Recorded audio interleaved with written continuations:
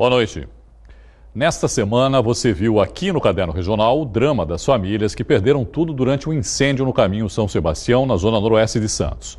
Na reportagem a seguir, o repórter Fabiano Roma mostra a situação de outro local carente da cidade. Rua João Carlos Azevedo, Jardim São Manuel. O que a gente logo repara aqui são os caminhões. Parecem estar estacionados. Chegando mais perto, os detalhes revelam que a história não é bem essa. Esses veículos pesados estão aqui há muito tempo. Dá para dizer que alguns estão caindo aos pedaços. Muita ferrugem. E esse pacote de bolacha na roda é sinal que não demora para um depósito de lixo se formar por aqui. E o que dizer desse carro? Será que está abandonado? A gente abre a porta e ali tem uma parte de plástico que acumulou um tantão de água da chuva. Com esse calor, a água esquenta, acaba criando as condições ideais, você sabe para quê, né? Para aquilo ali se tornar um criadouro do mosquito Aedes aegypti, o mosquito da dengue. Edmilson é presidente da Sociedade de Melhoramentos do bairro. Ele garante que esses caminhões estão abandonados há muito tempo. E quem deveria resolver o problema, não resolve. A CT vem aqui, notifica, maioria das vezes, entendeu? Multa e vai embora. E ela, o caminhão vai continuando o problema, ou seja, ela nunca acaba com o problema, ela só vai passando o problema para mais para frente vai continuando o problema sempre.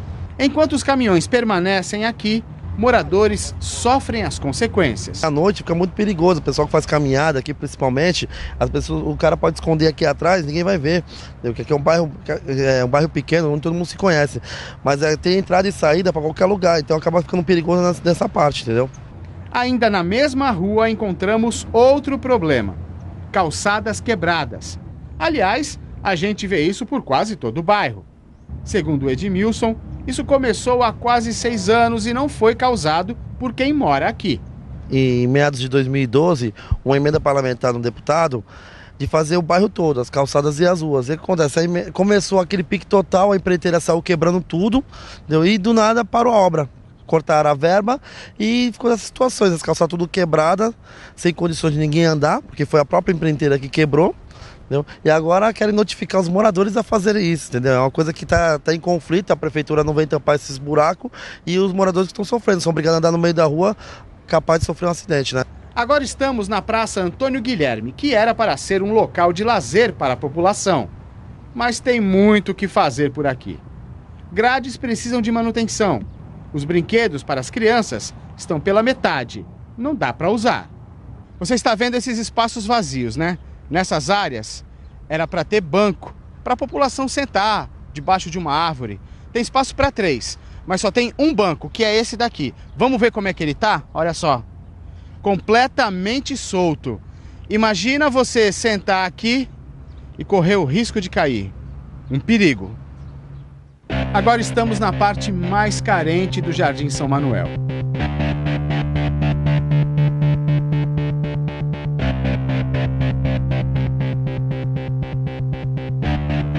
As casas são de madeira e as condições não são as melhores. Dona Lucinéia vive aqui há 4 anos e sabe bem como é lutar contra as dificuldades. Não tem água,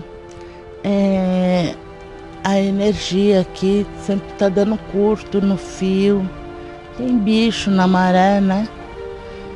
E quando a gente quer sair, a gente tem que andar com cuidado para não cair aí dentro da maré. O que está acontecendo com a sua casa? A minha casa está caindo. Eu pedi ajuda para a regional e para a Defesa Civil. Eles vieram, tiraram foto, tudo e não vieram até hoje. Eu estou esperando. Me sinto abandonada. Me sinto, porque a gente, na época de eleição, eles vêm, faz juramento, vêm na casa da gente, tomam café, entendeu? Aí quando passa a eleição, eles esquecem da gente. Deixa a gente por aqui sozinho.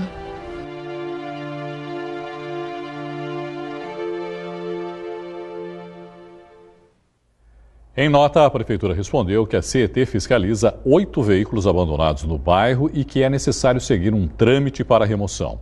A administração municipal informa ainda que em um mês deve começar um conjunto de obras no local. Entre os serviços estão nova pavimentação, construção de calçadas e drenagem das águas pluviais e subterrâneas. Quanto à praça citada na reportagem, a Prefeitura garante que ela passou por obras recentemente. E sobre as moradias em condições precárias, o Caderno Regional ouviu o diretor executivo da Agência Metropolitana da Baixada Santista. A AGEM possui um balanço sobre o assunto.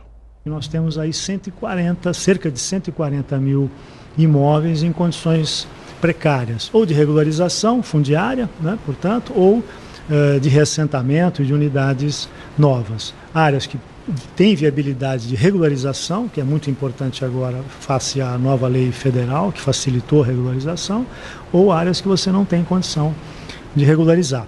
E destes, certamente cerca de 70 mil dessas residências têm que ser residências novas, construídas, porque não tem portanto, condição de urbanização ou de recuperação. Além desse levantamento, desses números, o que está sendo feito aí, curto, talvez médio prazo, para tentar solucionar o que é de mais urgente? Que ações práticas estão sendo realizadas? Olha, a tua pergunta é interessante, porque na verdade, assim como toda parcela aí principalmente pública aí, né, mas sem dúvida de todo o país na situação econômica, nós passamos por um período agora de tentativa de recuperação, né? Então ainda são inúmeros imóveis em construção no país, assim como na nossa região. Nós ainda temos aqui cerca de 3 mil imóveis com obra paralisada. E alguns já foram retomados, foram entregues recentemente em São Vicente, já dois conjuntos, por exemplo. Regularização também tem sido trabalhada com maior força, essa é uma tendência, porque a regularização te garante a propriedade, então é lógico que você dará outro valor e outro nível de atenção também àquela tua posse, né, que passa a ser agora uma propriedade tua. Agora, a busca, nesse momento, é por diversificação de recursos, né? Não há recurso no governo federal, não há recurso no governo estadual suficiente para a demanda ou retomar um ritmo de atendimento em 10 anos de 5, 6 milhões de habitações no país, né? Mais de 200 clientes que tinham joias na agência da Caixa Econômica Federal assaltada em Santos já procuraram o PROCON. Eles reclamam da oferta do banco para cobrir os prejuízos. Os bens dados como garantia em empréstimos foram roubados no dia 17 de dezembro da agência no centro da cidade. Vamos falar do caso do menino atingido por uma descarga elétrica em Praia Grande que permanece internado. Renan, de 7 anos, está na unidade de terapia intensiva pediátrica do Ana Costa, em Santos. Segundo o hospital, ele continua em estado grave. O drama do garoto e da família começou no último sábado, na Vila Mirim, em Praia Grande. Ele voltava da praia quando sofreu forte descarga elétrica do fio de energia que se rompeu. O menino carregava esta prancha, que ficou com várias marcas de queimadura. Os pais pedem a doação de sangue tipo O positivo para o Renan. Para ajudar, é preciso ir ao prédio do Centro de Diagnóstico em Santos. O endereço é Rua Amazonas, número 143, no 8º andar, no Campo Grande, de segunda a sexta-feira, das 8 às 2 da tarde e aos sábados, das 8 às 11 da manhã. O presidente da República fez novos exames médicos na capital paulista. Veja agora no Brasil em 1 minuto. O presidente Michel Temer chegou hoje à tarde ao Hospital Sírio-Libanês, em São Paulo. Segundo o Palácio do Planalto, ele realizou consultas de retorno para avaliação dos procedimentos urológicos e cardíacos. O prefeito do Rio de Janeiro, Marcelo Crivella, solicitou ao governo federal a presença das Forças Armadas durante o Carnaval. O município anunciou a contratação de mais de 3 mil agentes de segurança. A capital carioca deve receber 6 milhões de turistas. Os aposentados e pensionistas que recebem mais de um salário mínimo terão reajuste de 2,7%. A portaria do aumento foi publicada hoje no Diário Oficial da União.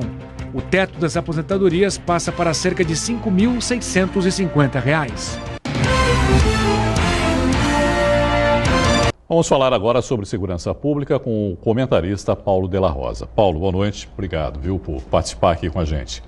Nessa última terça-feira, Paulo, 2 mulheres lamentavelmente morreram, 6 pessoas ficaram feridas na rodovia dos Imigrantes por causa de um racha, um suposto racha, né, entre dois carros de luxo.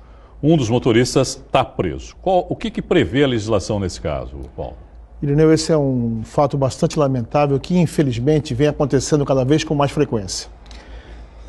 Primeiro é importante que salientemos a responsabilidade dos motoristas. Nós precisamos ter melhor noção da importância da condução dos nossos veículos, agindo de maneira responsável e com cidadania. E uma segunda questão é a questão jurídica. A legislação, ela ainda é muito branda, na minha opinião. Há vários projetos de lei no Congresso tentando endurecer a legislação para aqueles que usam o carro como uma arma, causando acidentes dessa monta. Nesse caso específico... Punição pesada, claro. Em dinheiro e também de privação de liberdade. Exatamente, porque na verdade o sujeito está transformando o seu veículo num instrumento de morte. Agora, Paulo, desculpe me interromper, mas eu queria colocar uma outra questão. Houve uma sucessão de irregularidades nesse acidente, né? Porque quando a gente para analisar, os dois motoristas estavam com a carteira cassadas. Tanto do BMW, que bateu no outro carro, no EcoSport. Os dois, portanto, nem deveriam estar dirigindo. No caso da EcoSport, também estava com um número de pessoas acima do permitido dentro do veículo. As duas mulheres, lamentavelmente, que morreram, estavam sem o cinto de segurança. Quer dizer, é uma sucessão de irregularidades, não é, Paulo? Faltou fiscalização também nesse caso? Esse caso nos mostra bem o circo de horrores que está se tornando o trânsito no Brasil, por conta da absoluta falta de responsabilidade dos nossos condutores. Nós temos um veículo com 6 pessoas, com 8 pessoas, 4 adultos e 4 crianças, sem cinto, sem cadeirinha apropriada e sem condição de estar dirigindo porque a carta do motorista estava cassada. Essa é a vítima, quer dizer, a própria vítima já está errado. E 2 condutores, temos 2, aquele que bateu e o outro que estava participando do racha. Quer dizer, que é um policial civil que se apresentou, mas que alega que não, lógico. Um policial civil que diz que não estava na velocidade. Do Camaro, né? O BMW e um Camaro. Um Camaro. Mas, felizmente, temos um aspecto positivo, as câmeras na estrada.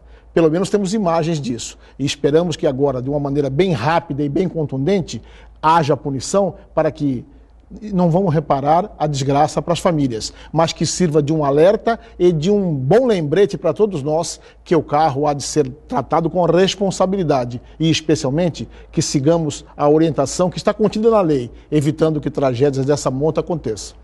Falar um pouquinho a respeito também da situação dos presídios no país, que parece que é uma situação crônica também, não é, Paulo? Quer dizer, mais uma vez estamos assistindo aí rebeliões com mortes em vários presídios do país.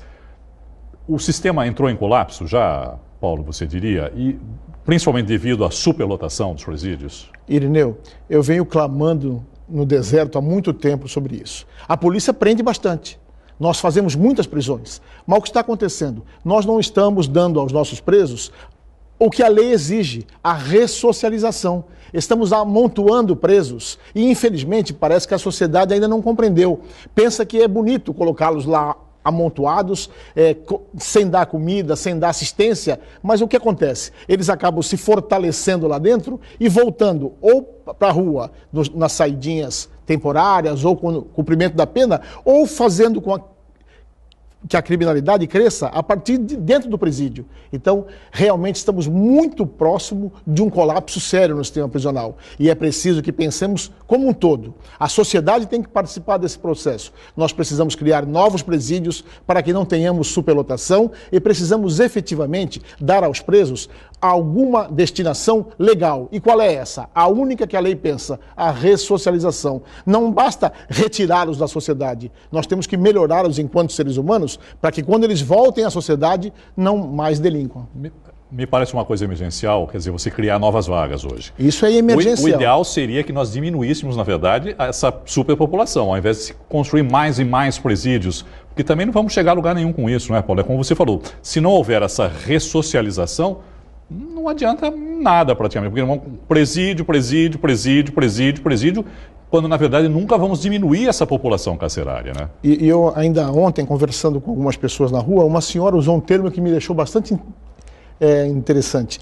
Nós estamos enxugando gelo, estamos retirando os presos, amontoando e eles estão voltando ainda piores do que nós levamos. A situação na Baixada Santista é a mesma, Paulo? Na verdade, esse é um mal que assola o Brasil como inteiro. Como um todo. A polícia da Baixada Santista é composta de heroínas e heróis que estão fazendo muito bem o seu trabalho, prendendo as pessoas, mas a saturação do sistema prisional está chegando muito próximo do seu limite e mais cedo ou mais tarde isso vai acabar acontecendo. Dizem que não acontece no estado de São Paulo porque há um certo calmaria nos presídios, uma falsa calmaria, porque são criminosos que estão tomando conta dos próprios presos. Então entregar aquilo que é responsabilidade do Estado para a mão de bandidos, isso é apostar no caos. A calmaria existe por isso, né? Porque, na verdade, eles estão comandando os presídios, né? Exatamente. Quer dizer, não mexa com a gente que fica tudo calmo, né? Mais ou menos por aí. Bom, agora há pouco a gente mostrou aqui no Brasil em um Minuto, Paulo, o pedido do prefeito do Rio de Janeiro de reforço, né, na segurança, principalmente agora para o Carnaval, das tropas federais. O que você pensa a respeito disso? É por aí? Venho dizendo sempre isso. Essa pode parecer uma medida boa, mas não é. Cada macaco no seu galho, para usar a terminologia do povo. O Exército Brasileiro não é treinado para isso. Nós precisamos valorizar os nossos policiais. Quando se fala de tolerância zero nos Estados Unidos, só se pega a última parte. Não vamos deixar nenhum criminoso agir, mas não dizem o que eles começaram fazendo lá. A valorização do policial. Quer dizer isso, a tolerância zero em Nova York, principalmente, o que ninguém fala é isso. Exatamente. O projeto começou pela valorização do profissional de segurança e não, né, simplesmente prendendo os bandidos. Você é um cara que está sempre internado com tudo. Essa foi a realidade. Extirpando os maus policiais. O contrário do que é divulgado. E valorizando aqueles bons. Questões salariais, cursos de especialização, que infelizmente é muito reduzido aqui no Brasil. Essa solução do prenda e arrebente está ultrapassada e nós vamos enxugar gelo, como disse a senhora ontem para mim. Bom, nunca é demais falar do verão, não é, Paulo? Sobre os cuidados que as pessoas devem ter em relação a isso, principalmente nessa época, porque a gente tem um aumento muito grande no número de pessoas que circulam na cidade, né? Quais são os principais cuidados, principalmente para aquele veranista que está aqui a passeio e que às vezes também está um pouco, né, à vontade, desligado das coisas que estão acontecendo? Irineu, se você me permite, eu gostaria de fazer uma observação antes dessa resposta. Claro. É importante que o veranista saiba que ele continua sob as mesmas leis que ele tem na casa dele. Exatamente. Ele vem para se divertir aqui, mas há de cumprir a lei aqui também. Dito isso... Acaba extrapolando. Exatamente. Né, então, que não extrapolem. Que fica o ano todo, aí vem para cá e fala, bom, agora eu vou comemorar, aqui é festa. São e serão sempre muito bem recebidos, mas que mantenham a lei. Agora, respondendo à sua pergunta, objetos de valor não devem ficar expostos, câmeras fotográficas, relógios caríssimos, celulares caríssimos com descuido. Estacionar os carros normalmente em lugares iluminados, visitar vez que outra o veículo onde ele deixou, não deixar 2, 3 dias parado lá, porque o bandido vai perceber que não está saindo do lugar. E, naturalmente, um cuidado importante é que ele tenha sempre à mão o telefone 190, conheça pelo menos a delegacia da área e faça contato visual com os policiais que estão andando para lá e para cá, porque quanto mais rápido for a comunicação na eventual infelicidade de um delito, ele pode ter uma solução muito mais feliz para ele. Bom, o Sindicato dos Delegados criticou aí os 4% de reajuste anunciados pelo Estado. Esse índice que vale para o pessoal da ativa e também os aposentados está muito longe das reivindicações da categoria, Paulo? Depois de tantos anos sem aumento, esse aumento foi muito triste. Eu digo a você, Irineu, e não estou aqui puxando a sardinha para o meu lado só, claro. Também estou, mas não só. Faz exatamente sentido no que dissemos ainda há pouco, a valorização do policial. O nosso trabalho é árduo. São heroínas e heróis que saem das suas casas todos os dias sem a certeza de voltar para levar a paz, a harmonia e a felicidade para a sociedade. Então a sociedade cada vez mais respeita o policial, cada vez mais entende a dificuldade e a complexidade do nosso trabalho. Está faltando sensibilidade dos nossos dirigentes para que tenhamos um salário digno e possamos esse mistério que é tão delicado, tão difícil, com o amor que sempre fizemos, mas com algum reconhecimento, porque a vida está difícil para todos nós e os policiais estão passando uma situação bem delicada. Paulo, muito obrigado, viu, mais uma vez pela sua participação conosco aqui no Caderno Regional. É sempre uma honra e um privilégio participar do seu programa. Obrigado e boa noite. O meia Carlos Alberto está de volta à Portuguesa Santista. Revelado pelo Santos, o atleta de 22 anos assinou contrato com o clube para a disputa do Campeonato Paulista da Série A3. O bom filho a casa torna. Campeão paulista da 2ª Divisão pela Briosa em 2016 e integrante do elenco da A3 de 2017. O ex-camisa 8 volta promovido. A 10 que investiu por muito tempo foi o Ricardinho. Pode ter certeza que eu vou tentar fazer igual ou mais que ele fez. Já são 40 partidas defendendo a Briosa. Para essa temporada, o objetivo é claro. Queremos o acesso, estamos trabalhando forte já, desde o mês passado, né? E agora é só ajustar algumas coisas para estrear bem. A Portuguesa Santista estreia no Campeonato Paulista da Série A3 na próxima quarta-feira contra o Rio Preto. A partida será disputada às 4 horas no estádio do Canindé, em São Paulo. Isso porque a Briosa perdeu um mando de campo devido à confusão contra o Olímpia pelas quartas de final do campeonato do ano passado. O juiz marcou um pênalti duvidoso nos acréscimos para a equipe do interior. Um absurdo. Uma das aberrações que eu vi nesses últimos tempos dentro do futebol. Olha só. Olha o que ele pode proporcionar aqui. É uma coisa... Não é patriotada, não. Ele deixou o jogo correr até 51, 52, né? Mandou cobrar o pênalti oriundo de um escanteio que não aconteceu. Os próprios jogadores do Olímpia já tinham voltado para a cobrança do tiro de meta. Estrear no Canindé, longe de casa, é ruim? Vou falar que é ruim, né? Mas o mando de campo, infelizmente, perdemos aqui, né? No Eurico Mursa. Eu falo sempre para todo mundo quando vem ver jogo, aqui é o Caldeirão, é apertadinho, é pequeno, mas tenho certeza que vontade e determinação lá também não vai faltar. Carlos Alberto é o 16º reforço da Portuguesa Santista para a temporada. E o Santos enfrenta o Mirassol daqui a pouco, às 9 da noite, pela segunda fase da Copa São Paulo de Futebol Júnior em Novo Horizonte. A partida é eliminatória. O Peixe já disputou 3 jogos e tem 100% de aproveitamento. As apresentações da encenação da Fundação da Vila de São Vicente começam no próximo dia 19.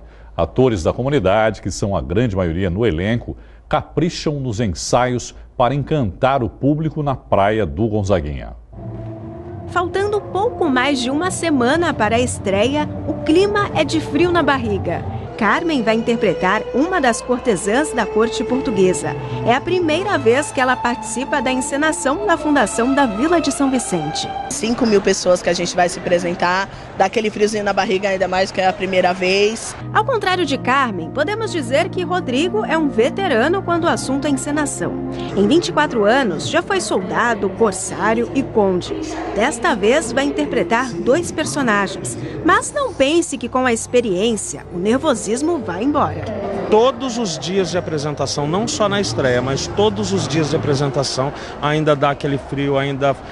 Eu acho que todo ator pensa isso, o que eu estou fazendo aqui? Mas aí quando a gente entra, quando acaba o espetáculo, quando a gente escuta o aplauso da plateia, aí a gente entende o que a gente está fazendo aqui. Carmen e Rodrigo fazem parte de um elenco de 700 pessoas que vão atuar no maior espetáculo teatral de areia de praia do mundo. Os ensaios acontecem todos os dias desde dezembro, no ginásio do Gepom, em São Vicente. O tema desse ano é os bons frutos da terra e santo de casa faz milagre. Esse ano, o eixo principal, além da fundação, é a existência, a canonização de André de Soveral, que esse ano foi canonizado como santo, que foi uma criança, um missionário que nasceu aqui em 1572 e foi morto lá em Cunhaú, no Rio Grande do Norte, 70 e poucos anos depois. E aí ele é um fruto da cidade. Aí nós resolvemos traçar o tema como os bons frutos da cidade, ou os frutos que a cidade gerou. Uma das novidades desta edição é que algumas cenas do espetáculo vão ser contadas na forma de fábula. Mas o que todo mundo quer saber é quem serão os protagonistas deste ano.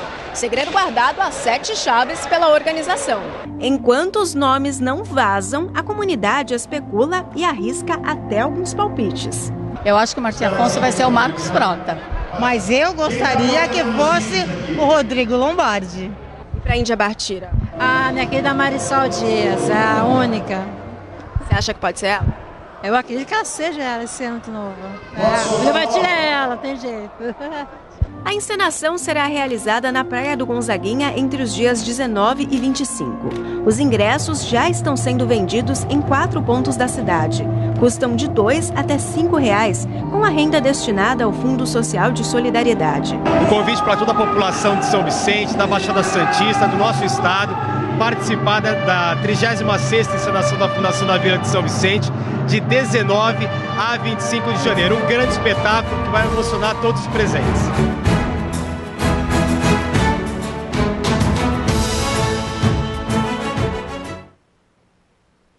Os endereços dos postos de venda dos ingressos você encontra no Santa Portal. A edição de hoje fica por aqui. Uma boa noite e até amanhã. Tchau.